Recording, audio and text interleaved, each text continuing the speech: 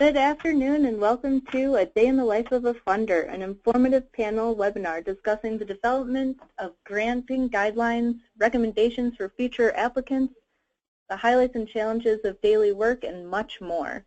This webinar is also the 9th webinar in a monthly series as a part of the Native CDFI Capital Access Initiative, funded by the Northwest Area Foundation. This webinar series focuses on different ways to grow your capacity to access capital. We hope you have prepared questions you might have for these esteemed organizations. Thank you for joining us as we demystify granting agencies.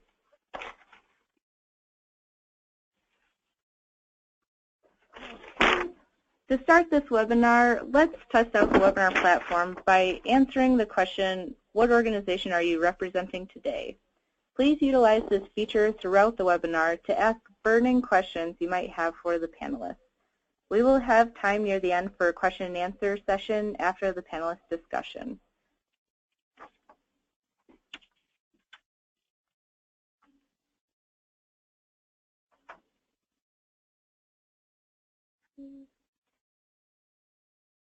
And I'll give just a few moments for people to navigate their way through the webinar platform and find the question and answer section.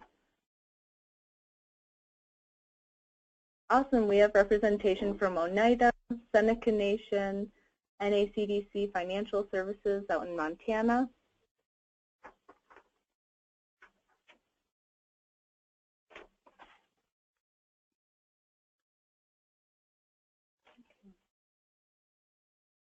Awesome. Thank you so much for answering the question, and it's great to have representation throughout the country. So next, I would like to briefly introduce your panelists. Today, we are joined by Rick, with Home Ownership Manager with Federal Home Loan Bank of Des Moines, Marcia, the Senior Grants and Program Officer with First Nations Development Institute, Nikki, the Program Officer with Northwest Area Foundation, and Janice, the Community Programs Director with the USDA Rural Development. Thank you all for your time today and for sharing such valuable information with the CDFI industry.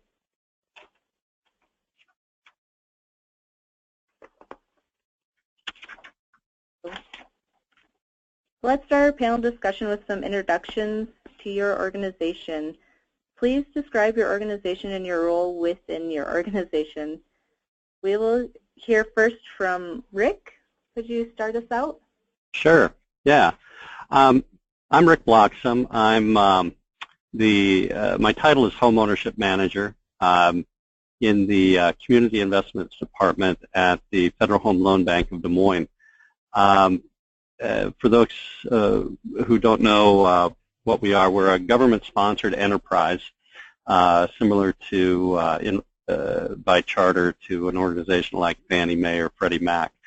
We have a little different mission. We were set up by the federal government to provide liquidity to the country's financial system. So, for instance, in 2007, during the financial crisis, when other capital markets shut down, we were there to provide credit to our member banks throughout the country, so played a big role there. Where the Community Investment Department of the bank comes in, we are required by regulation to set aside 10% of the profits of the bank for affordable housing grants programs. So my department administers those grant programs that are available for both home ownership and rental projects throughout our bank's district. The Federal Home Loan Bank of Des Moines currently serves a district, includes 13 states and some of the territories in the Pacific. We stretch all the way from the Mississippi River to the Pacific Ocean, really, throughout the Northern Plains area. That is basically as of 2015 when the Federal Home Loan Bank of Des Moines merged with the Federal Home Loan Bank of Seattle. Great. Thank you, Rick. Marcia? Hi, good afternoon, everyone. My name is Marcia Redding. I am Sichunguva. I am a senior Grant and Program Officer at First Nations. So I've been with First Nations for 7 years in December, and I oversee the grant making department, which is the administration of the grants that are awarded from First Nations, and I'm also on the Native Agriculture and Food Systems Initiative program team. So First Nations is a Native-controlled nonprofit located in Longmont, Colorado, but we do have a satellite office in Virginia and a few employees that are located elsewhere. First Nations was started 36 years ago, and we've been grant making for 22 years.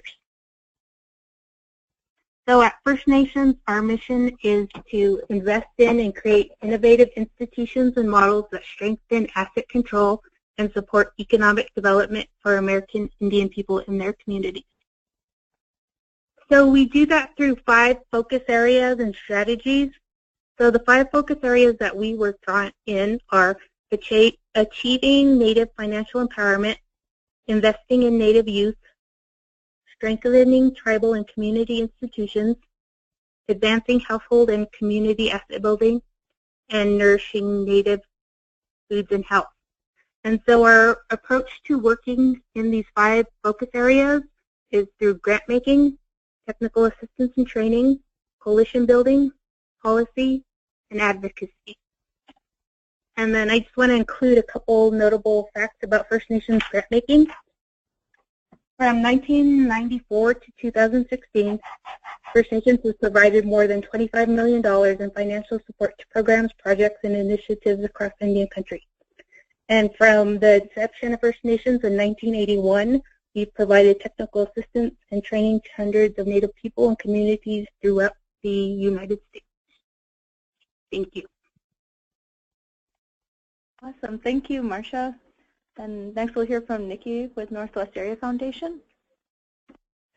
Good afternoon, everyone. It is so nice to talk with you today, and I thank First Nations OESTA for organizing this webinar and for inviting me to participate in the panel. Northwest Area Foundation was started by James J. Hill's son in 1934, so we've been around for have been around for over 80 years. James J. Hill was a railroad entrepreneur, I guess you could say, that built the Great Northern Railway that went from Minneapolis, St. Paul, out west to Washington and Oregon. So our region really reflects where the Great Northern Railway traveled back in those days. So Minnesota, Iowa, North and South Dakota, Montana, Idaho, Washington and Oregon, and the 75 Native nations in that geography as well is really our target area where we provide grant funding. Through the years, our strategies, through those 80 years, our strategies have changed every once in a while. And today our mission is to reduce poverty and build sustainable prosperity in that region. We really support champions of change in our region that are building assets, wealth, and opportunity in communities. And we do that through 4 portfolio focus areas. One is work opportunity, the second is financial inclusion, the third access to capital, and the 4th enterprise development. We find those areas to really interconnect and interlock in many ways, but we feel that those are the 4 areas that have shown great promise to help organizations and communities build assets that help communities thrive on their own terms.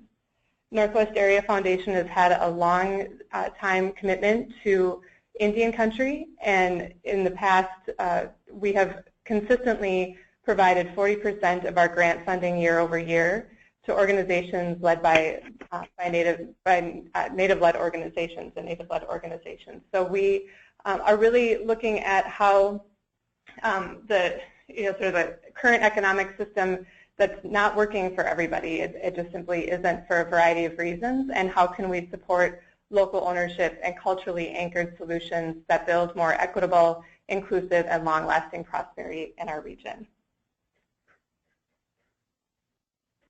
Great. Thank you, Nikki. And next, Janice.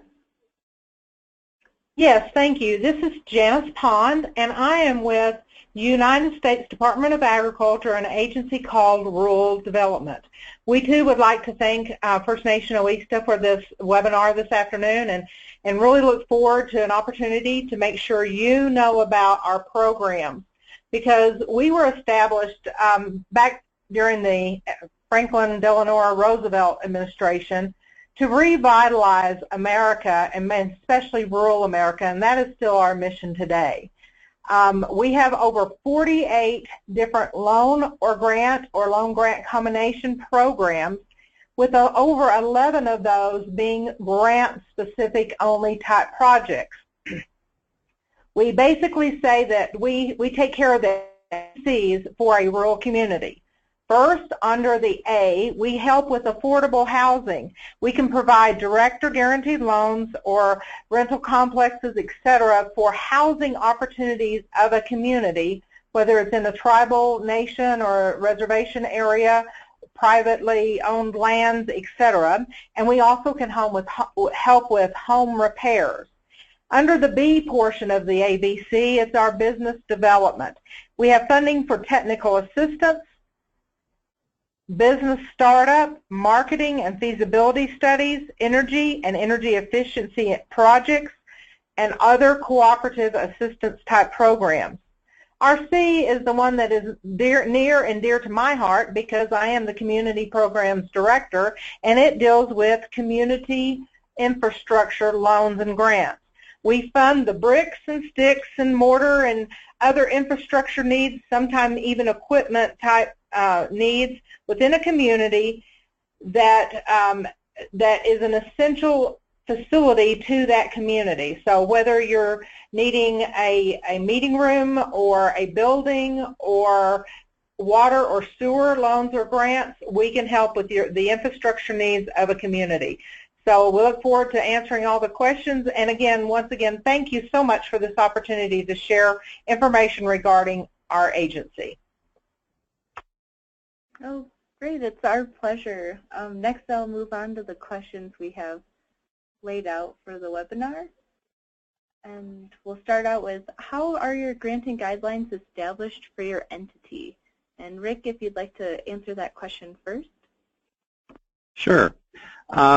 Well, as I mentioned, Federal Home Loan Bank Community Investment Department offers grant programs for affordable housing. Those grant programs have a regulatory framework, so that's our starting point. And the regulation describes two different grant programs that we operate. One is the Affordable Housing Program, which basically provides bricks and mortar type funding for home ownership and rental projects. We do construction, rehabilitation, and acquisition of affordable properties under this in that program. The other program our regulation describes is the regulatory term for it is a set-aside program. It is a down payment and closing cost assistance program that's available just to our member financial institutions. Now, within the affordable housing program, our competitive grants program, and that is really our premier program. For instance, this year we're putting about $20 million into it. Within that regulatory framework, we have some flexibility in determining program guidelines, and that is shaped by what we call an Affordable Housing Advisory Council. It is a group of affordable housing professionals that are recruited. We are required to have representation from each state in our district to ensure that local issues are addressed.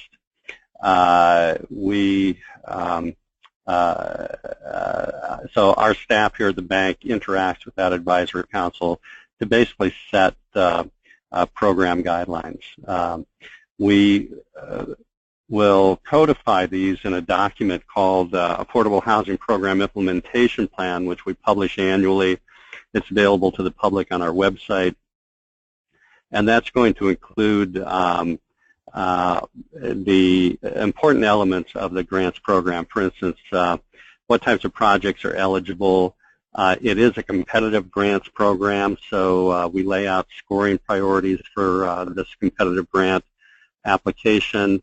It lays out feasibility guidelines. Feasibility guidelines would be related to things like eligible project costs, maximum project costs, sponsor capacity, demand for the project that has to be demonstrated in application, various things like that. The set-aside program, similarly, those guidelines are going to be there. Basically, that would describe the households that are eligible for the program, any restrictions on use of the funds, that sort of thing. As an example, we're in the process right now of reformulating the implementation plan for 2017. We expect to have that before our board in December and new guidelines published for 2017 in January. That's our typical annual cycle. So entities that are interested in using the grant program, again, that document is out there on our website at all times. But January certainly is a good time to take a look at it and get up to date with any changes that have been made on that year-to-year cycle. Were we, just a question, were we saving questions until the end of this or opening up for questions as we go along? If anyone has any questions, they can feel free to type it into the question and answer section, and I'll let you know if we receive any. And we do have time allotted for an open Q&A session. Okay, great. Yep, I guess that was all I had on that one. Perfect. Thank you, Rick. Next, Marcia. Thank you. So our guidelines come from a few different areas. First Nations is a grant-making intermediary, which means we receive funds through various funding revenue sources and re-grant them to Native communities. As such, we don't have a regular grant-making cycle. The request for proposals are issued as the funding becomes available. So the first area that we get our grant-making guidelines from is the IRS. So we are able to fund tribes, which includes both federal and state. This includes tribal governments, tribal departments, tribal programs. And we also fund Native-controlled nonprofits. And by Native control, we mean over 51% of the board is tribally affiliated. We also fund Organization 7871, which is kind of the nonprofit designation by the IRS for tribes. And we also fund community groups with eligible fiscal sponsors.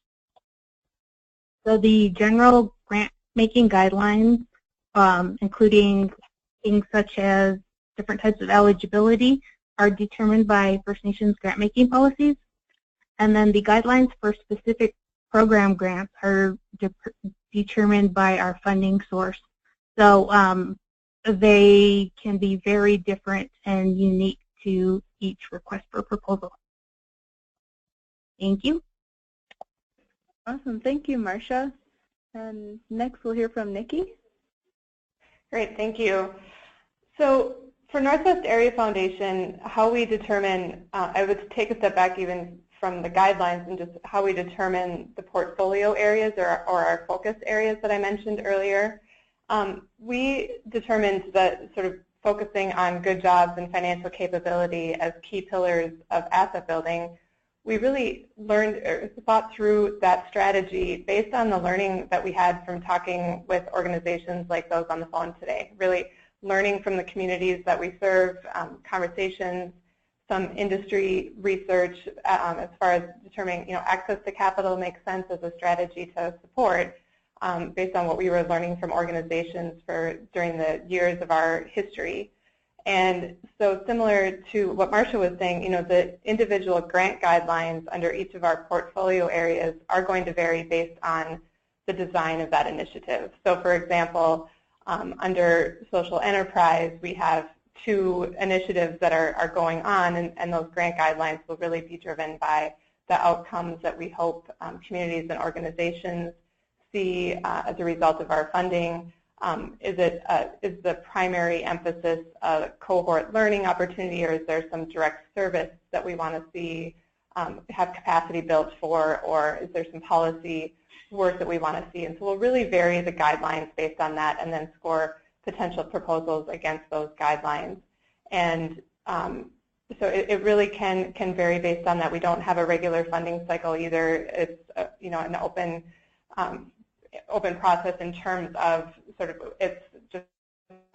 it'll just change throughout the year in terms of when funding opportunities are open, and we do as much outreach as we can when it's appropriate for a competitive RFP, but there may be other opportunities where it's an invitation process just based again on the design of the program. Those grant guidelines are all reviewed with our governance entity. So we have a board of directors and a program committee, and when we're in the early stages of building out initiatives, we'll solicit a lot of input from those board members who represent all 8 states in our region, as well as the target communities that we have. So that's another piece of our determining the grant guidelines. And really, when as a team, there's 5 program officers at Northwest Area Foundation. We don't have a specific portfolio that we manage ourselves. We really are all touching grantees and organizations in all 4 portfolio areas. But one of the things that we talk about a lot in terms of our guidelines is that it's so important, not just what we do, but how we do our work. So we really want to understand the local context by listening and learning. We want to really recognize and build on those existing assets and strengths in communities, and then really continually adapt our philosophy as we hear those learnings and understand those learnings, quickly adapt things so that we're meeting the needs of the communities in our region. And so our grant guidelines, again, really based on the portfolio area, the initiative, and what we're hearing from communities. Awesome. Thank you, Nikki. And next we'll hear from Janice. Yes, thank you. As I mentioned earlier, we have over 11 different grant type programs and 48 total programs. How our guidelines are established is actually Congress establishes the general guidelines and then asks our agency then to deliver the programs by publishing how we do that in what we call our Federal Register or our federal regulations. Each of the programs have their own specific guidelines and would be identified, which program you'd qualify for based on what your goal is for your community or what your goal is for what you have in mind of how to assist applicants, whether it's in home ownership, whether it's in economic development, whether it's in technical assistance. We can figure out which one of the programs fits your needs. Some of our allocations come as a year-round type allocation. We get, once Congress gives us a budget, then they give us a straight allocation, and that's given directly to the states by the national office. And we have a certain portion to spend by a certain amount of time in the year. Then they kind of pool the funds of any of the unused funds to make sure that they do get distributed, and we utilize all the money that Congress has allocated to us for those programs. We call that pooling. Other programs are announced on a sporadic basis, being typically once every year. When that timing comes, again, depends on when the NOSA or NOFA is announced in the Federal Register. And this will include the programs for what we call the Rural Community and Development Initiative, one that is basically just recently been. We also have a brand new program called the Relending Program that is being announced right now, with the deadline being August the 8th. We also have several programs under the Business and Cooperative Division of our agency, and it might be for rural energy options and farm operators, ranchers, farmers that would qualify, as well as rural small businesses. So each one of them have different parameters. And I'm going to say this now, and I'm going to kind of conclude this at the very end, because I want to make sure each of you know this aspect of our agency. Know your project well. Know what you want to do to help improve your community, whether that is to look at an initiative to help with housing, whether that is an initiative to improve the poverty level of that community and increase it through businesses or job opportunities. Know your project well and come to us to help, to let us define which one of our programs best fits your needs. There is absolutely no way for you to keep in your mind 48 different programs. It's hard enough as employees ourselves to remember that, and that's why some of us specialize in different areas. But if you come to us, we will get you in contact with people that utilize that particular program, and we'll figure out where your project fits into our agency. And you'll find that sometimes we overlap, and you could apply for 2 different ways to help your community. And typically, most of our programs are designed to help nonprofits, tribal nations, and municipalities. There are some programs that are available for a for-profit entity, but those are more limited. Ours are typically designed for rural communities. You will also find out that the definition of a rural community will change within our agency. In some programs it's 10,000 or less population, and other programs it's 20,000 or less, and in other programs it's 50,000. So know what you have in mind and what your goal is. Contact us, because we're throughout the entire nation. We have state offices, we have regional offices that can help you. We have local offices that can assist with personnel to come and meet with you to help meet your needs. Great. Thank you, Janice. The next question I have is, how do funding priorities shift in your organization, and who makes those decisions? So I'll start with Rick for that question. Okay. Well, I mentioned before, we have an Affordable Housing Advisory Council that plays a big role in helping set our funding decisions. Of course, staff is also circulating throughout the district, meeting nonprofit and government organizations, learning about needs, and we convey those back as well. Maybe the best way to describe this is maybe give some examples of how we've arrived at funding decisions and from time to time. One thing we've always strived to do on our Affordable Housing Advisory Council is have representation from both urban and rural, so we have a mix of those priorities. Trying to have representation from underserved communities, including Native American communities, so that those voices get heard in setting priorities. To give you an example of how that has actually worked out in practice, several years ago, one of our Native members on AHAC suggested that our down payment program might afford a dedicated program for Native American communities. So we looked into it, and we found that there was a legal framework under which we could establish such a dedicated program. So our down payment and closing cost assistance program now includes a program, the Native American Home Ownership Initiative, which provides a $10,000 subsidy award to eligible Native households for down payment and closing cost assistance. The caveats were that it had to be, the assisted households had to be enrolled members of Native American tribes. Now, we established that here in our old Des Moines district. We had large Native populations in North and South Dakota and Minnesota, but once we merged with the Federal Home Loan Bank of Seattle, we retained the program and have now extended it across the Northern Plains states and to Alaska and to Hawaii to serve Native Hawaiian communities. In addition to that, we made the decision to put a scoring preference into our competitive affordable housing program for Native American projects. So that would include projects that are sponsored by a tribe or tribal housing authority, or that include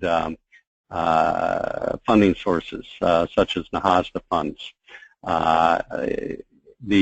So we've had that scoring priority now for 7 or 8 years at least, and it helps ensure that in this competitive grants program that Native projects can score nearer to the top of the pile and be more assured of funding if they are demonstrated to be eligible and feasible projects. So that's one example of how our advisory council has helped us kind of shape decisions in our grant making.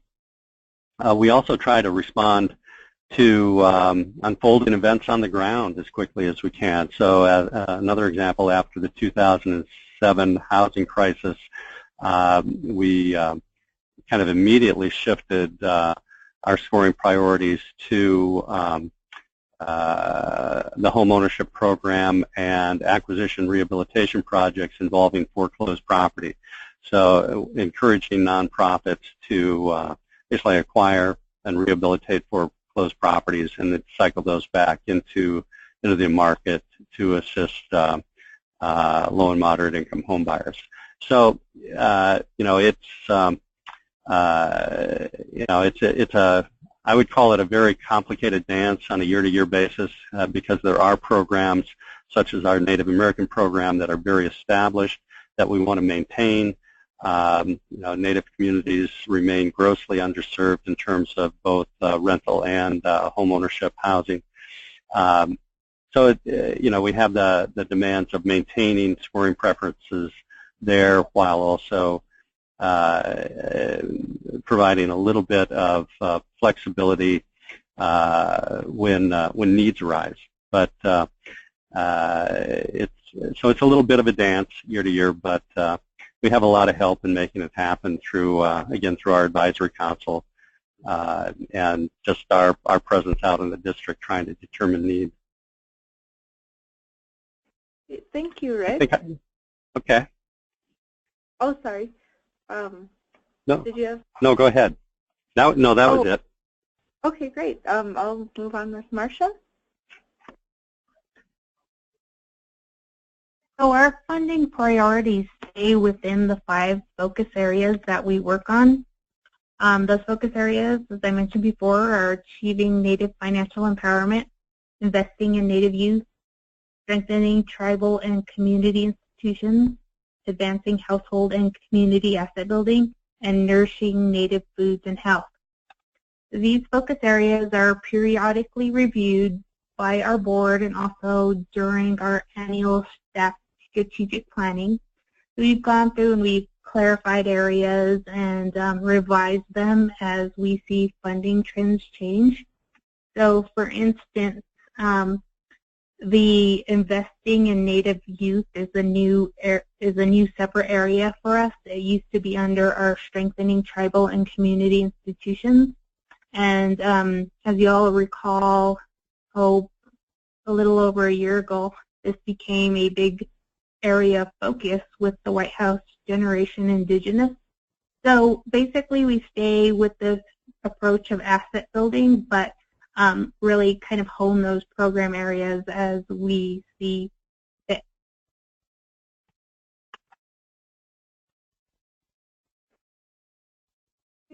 Thank you, Marcia.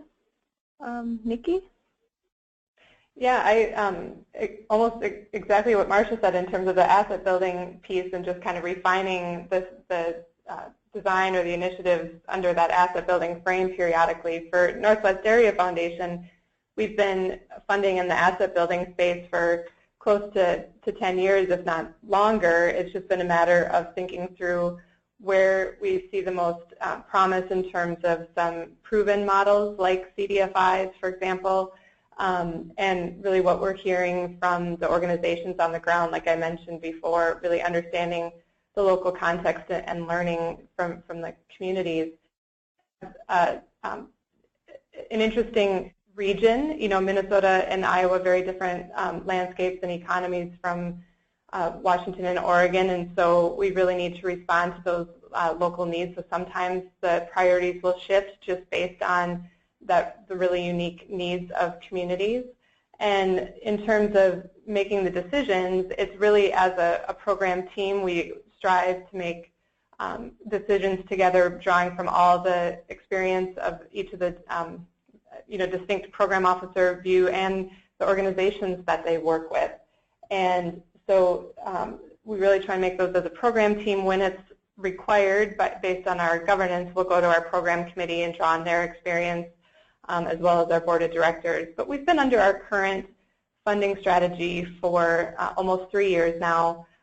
We recognize that the changes in communities don't happen quickly, and we want to take as long-term approach as we can and really allow the strategies to take hold and the changes to happen and build really deep relationships with the organizations we're working with. And because sort of the funding priority shift, we're going to, number one, listen to the organizations that we work with, and so there's both informal and formal, evaluation that's done. We sometimes have some evaluation work in terms of an actual evaluator go out and look at things, and we might shift priorities based on the outcomes of that. But then we also hope to have regular contact with organizations that we have grants with, or even those that we don't, to kind of hear and shift based on that. So.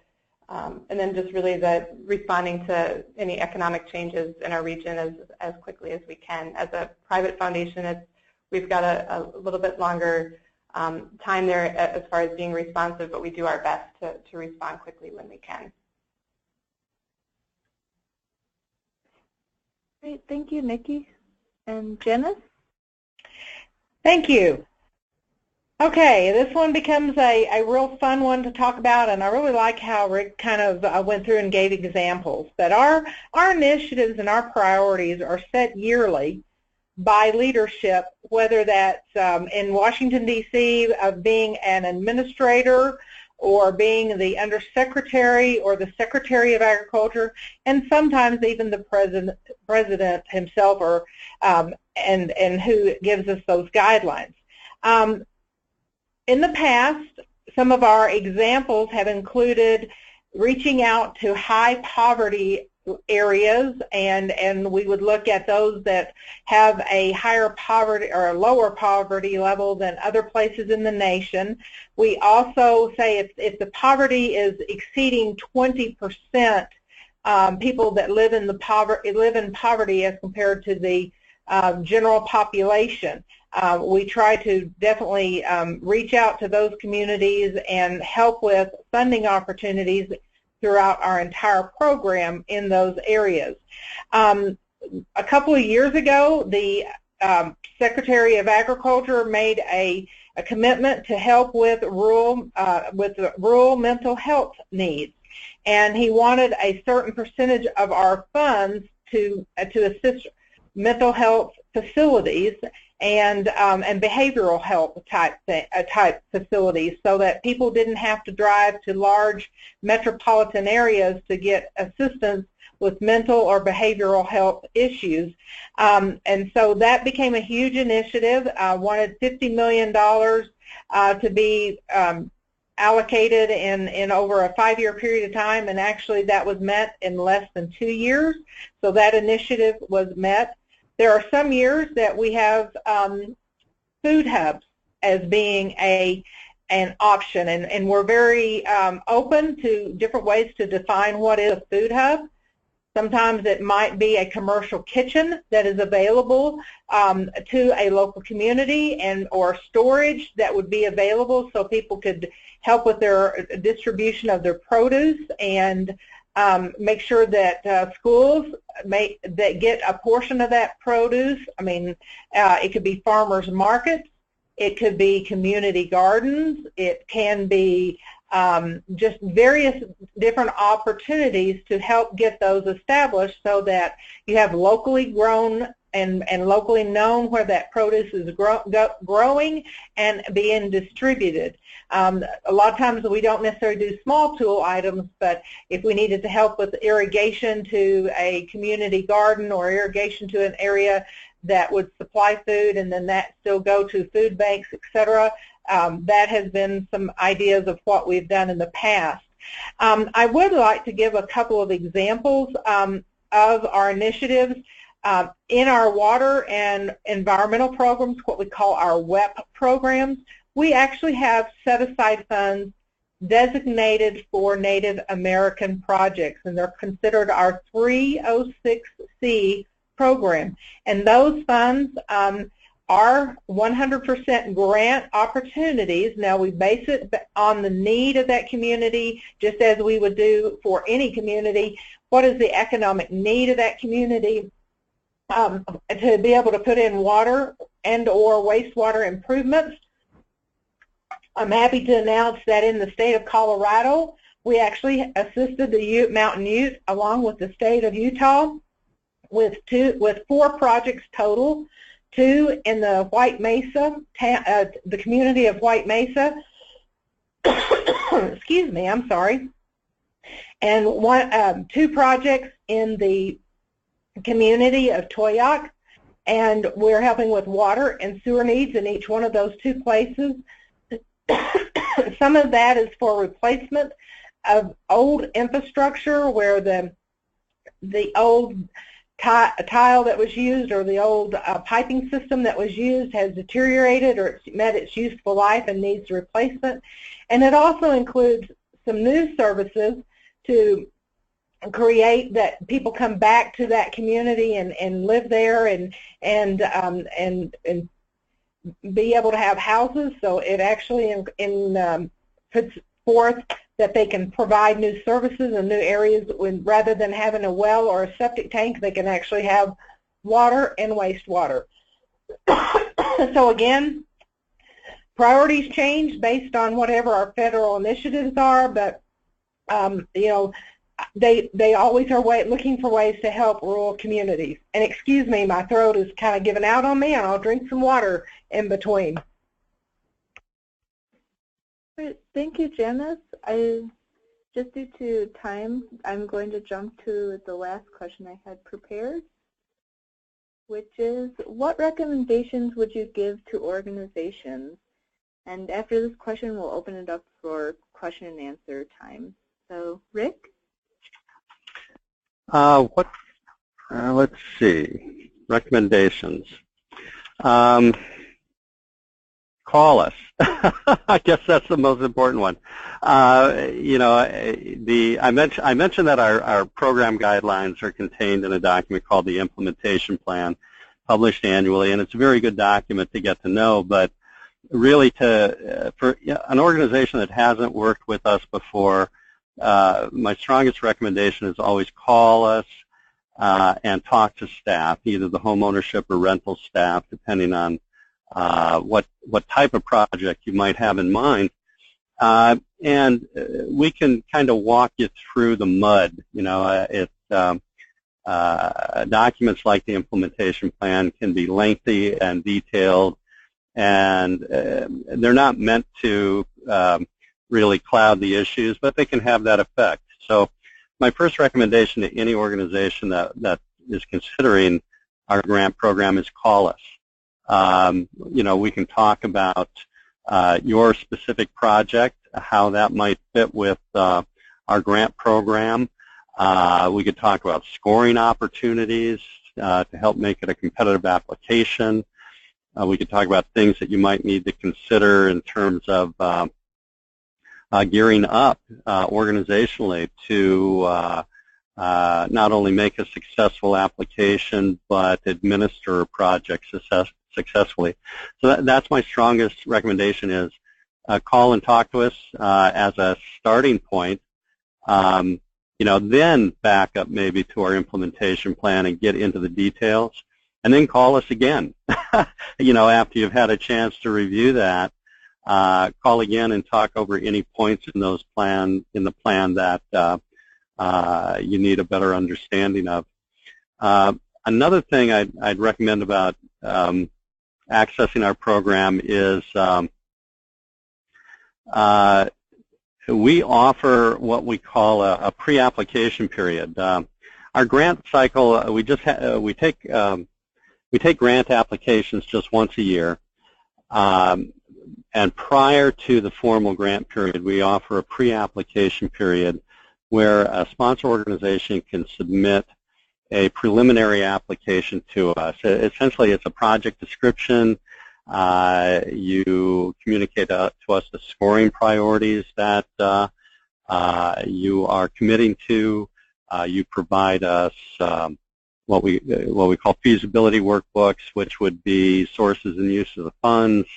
On rental projects, it would include pro formas. But it gives us a chance to look at some of the basics around your application and your project and provide you feedback before you invest that time in an actual grant application. That helps you make a decision right there if you want to move forward with the actual grant application. And if you do, it helps you refine that for a more successful application. Another thing I recommend, and something that often comes out of that pre-application, is in making application, have a, and in talking to us, try to get an understanding of your capacity to conduct an AHP project or to apply for the AHP project, and supplement your capacity where you need to. If you need to bring in the assistance of a consultant, for instance, in helping to formulate an AHP application, the pre-application and the question and answer with us can help you discern that. Similarly, you might need to call in some additional capacity to conduct a project. I guess those would be my primary recommendations, I guess, in dealing with this. And each of those comes back to the same theme. Call us, talk to us, stay engaged with us through the process. Great, thank you, Rick. And Marcia? My first recommendation is to sign up for our grant-making listserv. You can go on to firstnations.org, and there's a grant-making tab there. We will have a list of funding opportunities that are currently open on our webpage. There's also an area where you can sign up to receive the email blast so that when requests for proposals are issued, you will be notified. My second recommendation is to attend the technical assistance calls. So we often host technical assistance calls for each request for proposals that we issue. We'll include information on the request for proposal, the application, eligibility, eligible costs, and we'll follow it up with the Q&A session. And it's really helpful to hear this information as well as hear questions from other potential applicants. The next recommendation is to make sure that you are eligible for the grant opportunity that you are applying for. And if you have any questions on that, you are welcome to contact me or the program officer that oversees the request for proposal. And then one really important tip that I want to give everyone is to make sure you start and submit your application in plenty of time before the deadline. If you have any technical issues, because it is an online application, you start ahead of time, we will be able to help you with submitting your application, attaching requirements, anything that you need help with. We want to have enough time to be able to help you get that application in on time. And the next one would be to have the appropriate attachments. One of the required attachments that is for every application is for nonprofits to attach a IRS determination letter. These attachments are really important because they determine your eligibility, and the proposals are vetted for eligibility before they go on to be further reviewed in the competitive grant review process. And Thank you. Great. Thank you, Marcia. And Nikki? Yeah, I would agree with everything that's been said before me on this question. You know, definitely reach out to program officers at Northwest Area Foundation if you're in our region, and definitely keep us informed of things that are happening at your organization outside of a grant cycle. You know, even if you're not going through that proposal process with us, so that we really take seriously our role as really being a partner in telling your story. And so we want to be able to help lift up the story of Native CDFIs, other organizations. We want to kind of hear from you what's going on, what challenges you have, what wonderful opportunities you have, learnings, and certainly opportunities for engagement. So if there's an event going on in your local community, you never know when a Northwest Area Foundation program officer is going to be in your backyard. We travel a lot, so we just might be there, and would love to come and support that event. So those are my my main recommendations, is just to think of us as partners, and keep us informed, and reach out when you have time. Thank you, Nikki. Janice? Well, I too could say everything that everyone else has already said is exactly would be applicable for our programs as well. I go back to what I initially started with, is know what your project is and what your goal is for your project, and then contact us and let us help you figure out which program is the applicable program for your project. Whether we are located in Colorado or Virginia or California, we have offices in every state, and if you do not find that, you can contact me first, and I'll be glad to help you get to the right person to help you figure out, at least to the right state, and how you want to make your application or make your project known. Stay in contact with us, just like has been said before. Just because you contact us once, we give you some general ideas, peruse that information, and then come back and see us again. Then when it's coming time to make an application, whether it's through a NOSA or a NOFA, whenever we make the announcement that funding is available for this particular program, don't wait till the last week or the last day to call for a bunch of questions to try to submit that application. Typically, there's at least, in most programs, there's at least a 30, 60, or 90-day time frame in which to file an application. Get with us early on and discuss your ideas, and we can help. While we can't wordsmith it for you, we will definitely help you with your application. So let us be your partner. We're going to be glad to assist different organizations, and we would like to try to assist your organization. Thank you so much.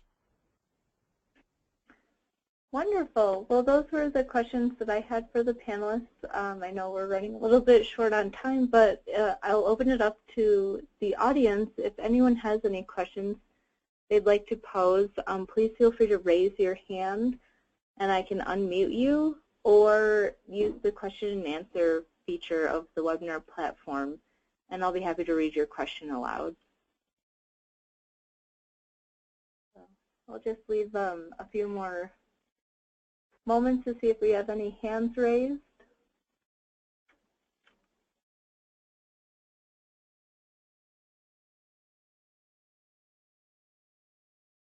And while we wait, I'll just take this time to really thank our panelists for sharing so much information on your granting policies and procedures, and your available grant funding.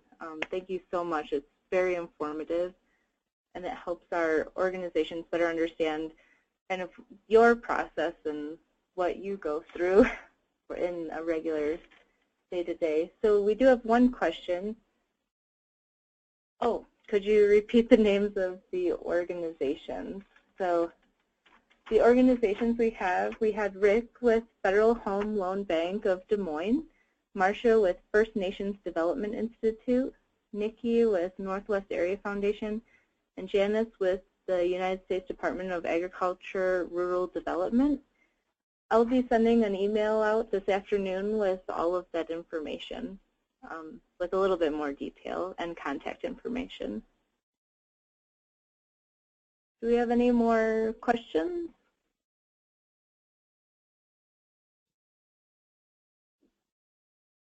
And Susan just wanted to share that she thanks everyone for sharing their information. Do the panelists have any last questions or comments?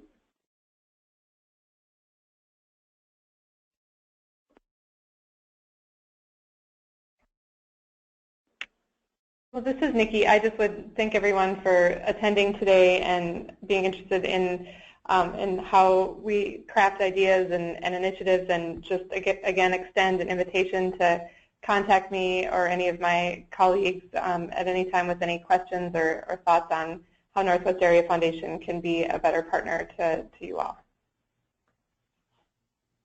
This is Rick, and I would echo that and just add too that the Federal Home Loan Bank of Des Moines, thanks to our merger, is really new to the states west of the Dakotas, and there are a lot of Native communities out there that the Seattle Bank really just did not have the financial capacity to support a large grant program.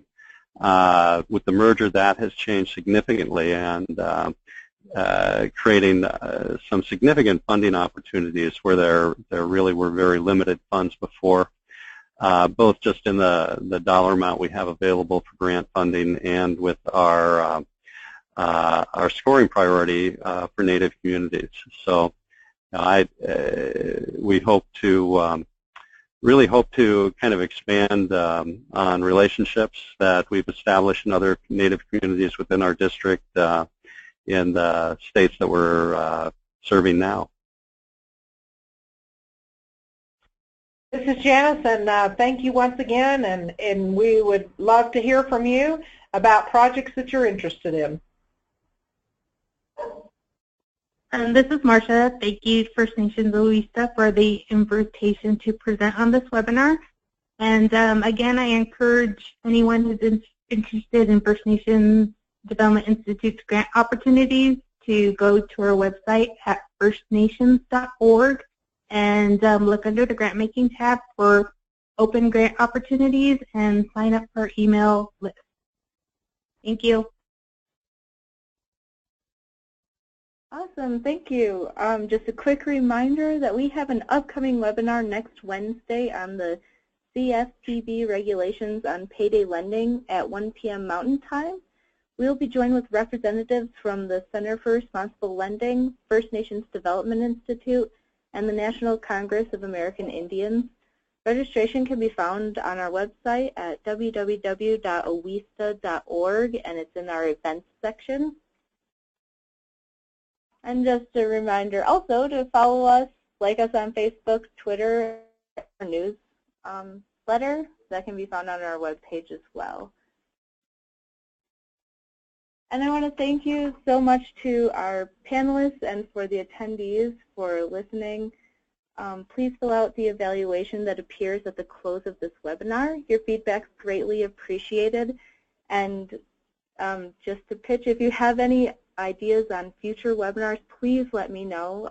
This webinar was an idea from one of our attendees who just was really interested in learning more about the different entities that are granting. So if you have any ideas, please reach out. We'd love to hear from you.